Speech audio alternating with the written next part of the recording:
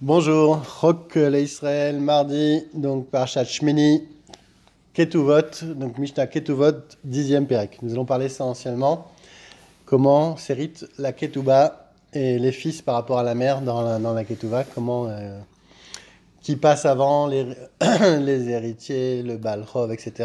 Donc il y a pas mal de dînes, c'est un peu compliqué. On va essayer d'y aller doucement. Alors, Mishaya Nasui Shte Nashim, Vamet. Arishon kodemet la shnia. Veyorche arishona kodemin leyorche shnia. Alors, donc dans le cas où un mari avait deux femmes, donc il est mort avant ces deux femmes. Donc celle qui s'était mariée la première, donc elle a préséance sur la seconde pour recevoir donc sa ketouba. Et si elle meurt elle-même, donc là, avant d'avoir perçu sa ketouva, les héritiers de la première ont aussi la priorité sur les héritiers de la seconde femme.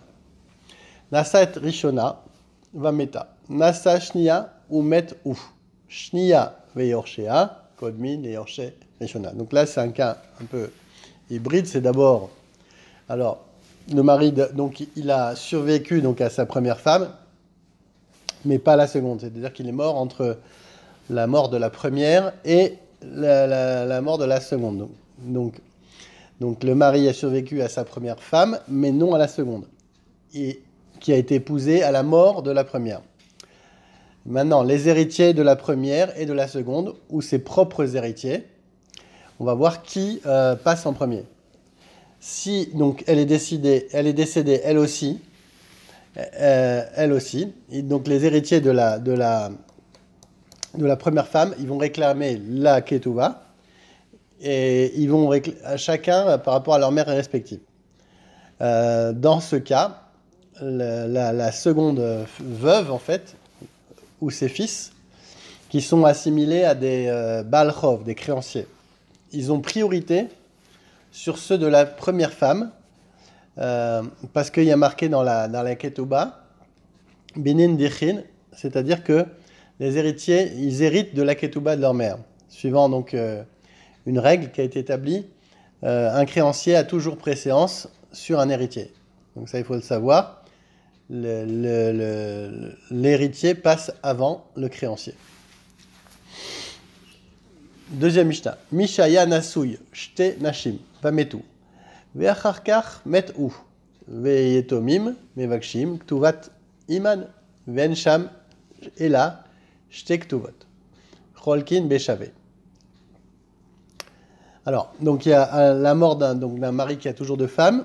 Alors, quand les fils de l'une réclament la kedouva de leur mère, qui est plus élevé que celui de l'autre, leur demande sera rejetée si l'héritage du père suffit tout juste à payer les deux ktuvot. Donc en l'occurrence, les biens patrimoniaux du père sont distribués à part égale entre tous les fils héritiers. En effet, les sages n'ont permis aux fils d'hériter de la ketouba de leur mère que là où ce droit n'annule pas la loi de l'héritage prescrite par la Torah. Alors, Aya Sham Mutar Dinar. Elu notlin ketuvat iman, velu notlin ketuvat iman. Imamru yetomim anachnu ma'alin al nirse avinu. Yeter dinar, kede sheitlenu ketuvat iman, en shomin laen, ela shamin et nechasim, bebaddin.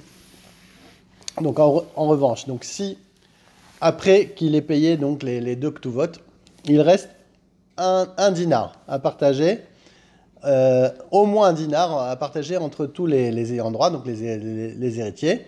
Les fils de chaque épouse recevront la ketouva de leur mère. Le reste sera partagé donc équitablement entre tous les fils, conformément à la loi de la Torah.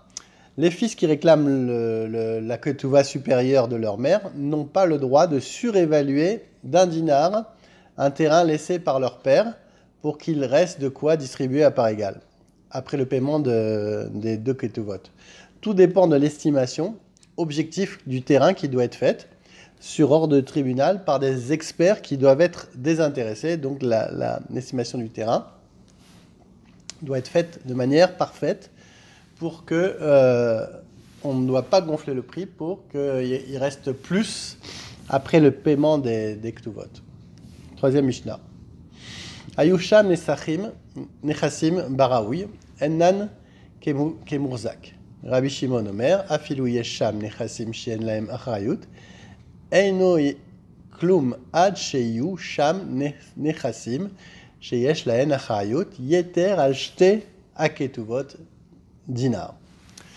Comme on l'a vu dans la Mishnah précédente, donc quand le mari qui est mort a tout juste laissé de quoi payer donc les deux ketuvas de ses deux épouses, son héritage donc, va être distribué à part égale entre tous les fils, même s'il possède de l'argent ou des biens qu'il devait lui revenir ultérieurement en héritage, ou par le recouvrement par exemple d'une créance, car ces biens potentiels sont pas considérés comme étant déjà en sa possession. Il faut que ça soit vraiment du mamash, il faut qu'ils soient déjà en sa possession. Ce n'est pas des choses comme ils étaient chez un Baal Chov, un créancier, ils n'étaient pas vraiment en sa possession. Rabbi Shimon nous dit même, en plus de ce qui est nécessaire pour le paiement des deux ktuvot, s'il a laissé par exemple des biens mobiliers valant ensemble un dinar, ce n'est pas suffisant. Les fils ne recevront pas la ketuva de leur mère que si leur père avait en sa possession, au moment de sa mort, des biens immobiliers de cette valeur. Alors, Mishnah Dalet, c'est l'une des Mishnahs les plus compliquées du chasse. On va essayer d'y aller doucement. On va parler Alors, on y va. Mishaya Nasui Shlosha Nashim, Vamet. Donc, il était marié avec 3 femmes, il est mort. Ktuvataz Shelzo Mane, Veshelzo Mataim, Veshelzo Shloshmeot. Donc là, Ketuva de la première femme, elle valait 100. La Ketuva de la deuxième femme, elle valait 200. Et la Ketuva de la troisième femme, elle valait 300. Et elles sont Ayusham Mataim Shel Mane, Notlin Hamisha Shel Mataim, Veshel Shloshmeot, et Shlosha Shel Zahav. Donc maintenant, le mari n'avait que 200. Alors, donc on va donner, nous dit la Mishnah, 50 à la première femme et 75 et 75, ce qui fait 200, F2, F3. Alors pourquoi ? Tout simplement parce que il y a eu un accord avant entre la première et la deuxième épouse, et la deuxième épouse, la femme 2, donc, dans le dessin, lui a dit « Ne t'inquiète pas, je ne te demanderai en aucun cas de réduire elle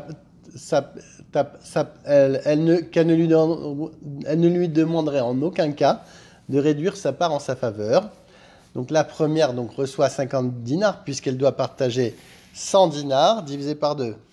Donc on met entre parenthèses, ça c'est 100 dinars divisé par 2 maintenant.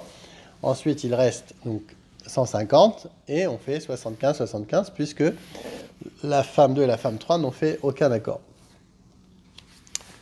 Alors, Notlin Khamishin, Veshel Mataim, Manesh Shloshmeot, Veshisha Shersa, Vechen Shosha, Itilu Lakis, Pitru O Otiru, Kar En Cholkin. Maintenant, deuxième cas. Mishnah et Miché. Alors, pardon. Ah non, j'ai oublié le premier cas. S'il avait 100, il faut un tiers. Donc ça fait 33. Alors, maintenant, Mishnah. Mishaya Nasui Arba Nashim. Va mettre. Arishona Kodemet Lashnia. Veshnia Lashlishit. Veshlishit la Revit. Arishona Nishba Lashnia. Veshnia Lashlishit. Veshlishit la Revit. Verevit Nifra Shelo Bijvoua. Ben. Alors, donc celui qui était marié à 4 femmes. Et donc si un homme marié il meurt avant elle, celle qui s'est mariée la première passe avant la deuxième, avant la troisième, et la troisième avant la quatrième pour obtenir la ketouva. Comme on l'a vu dans les Mishnah précédentes, c'est la première mariée qui touche en premier. Donc à la demande de l'une des trois femmes, donc la précédente qui a présédence sur elle, ne pourra pas recevoir elle ne pourra recevoir son ketouva que si elle jure de ne pas l'avoir reçue, de peur qu'elle l'ait déjà aperçue. Alors on va la faire jurer qu'elle n'a rien reçu déjà de sa ketouva de son vivant. En revanche, d'après un autre sage, en l'absence d'un héritier ou d'un créancier, la quatrième pourra récupérer à la fin, donc la dernière, sa ketouva sans prêter serment, puisque c'est ce qui restera. Donc il y a plus de... On ne lui impose même pas de serment. Ben Nanas, Omer. Alors Ben Nanas nous interroge. Il dit alors, c'est pas parce que c'est la dernière qu'elle va avoir le srout de ne pas jurer. Af, i lotifra et la bejoie. Elle doit quand même se faire rembourser avec joie. Ayu yotsot kulan beyam echad. Kol akodmat le chaverta afilusha achat. Zarta. Vechen ayu kotovim beushalayim. Shaot ayu kulan yotzin beshaa achat. Ve'en sham ela mane cholkin beshavet. Donc, comme on a vu pour Ben Nanas, donc la dernière va avoir un avantage sur les autres. Par conséquent, donc, il demande qu'elle jure comme les autres. Et maintenant, si les ketubot des 4 femmes portent la même date, mais à une heure différente, donc on accordera la priorité aux documents antérieurs, même d'une heure. Donc celle qui a été mariée d'une heure même avant, elle la préséance sur les autres. D'après donc la loi, on a besoin donc d'inscrire sur la ketouva l'heure à laquelle elle a été établie, mais et on avait l'habitude de le faire même à Yerushalayim. Mishnah Vav, Mishaya Nasui Shte Nashim, Umachar et Sadeu. Vekidva Rishona Lelokiach Din Udvarim Enli Imach. Ashnia Motzian Minakuchot, Varishona Minashnia, Vealokachot Minarishona, Vechozrot Chalila. Ad Sheyasu Prarsha Benen, Vechol Balchov, Vechen Isha Balchov. Donc un homme qui avait donc 2 femmes, il a vendu l'un des terrains hypothéqués pour le paiement d'une ketouva de ses 2 épouses, et l'une d'entre elles, elle a dit à l'acheteur qu'elle ne se retournera jamais contre lui pour obtenir le paiement de son devoir. Et donc il y a F1, F2, et là il y a un créancier, on va dire voilà, on va appeler le créancier. Alors, il y en a une, elle a dit, t'inquiète pas, moi je t'attaquerai jamais pour le paiement de ma ketouva. Ainsi, donc, si le mari meurt, la seconde femme pourra néanmoins reprendre le terrain à l'acheteur. Donc la F2, elle va pouvoir quand même la reprendre à l'acheteur, puisque c'est la F1 qui a fait un accord avec l'acheteur de ne pas lui prendre.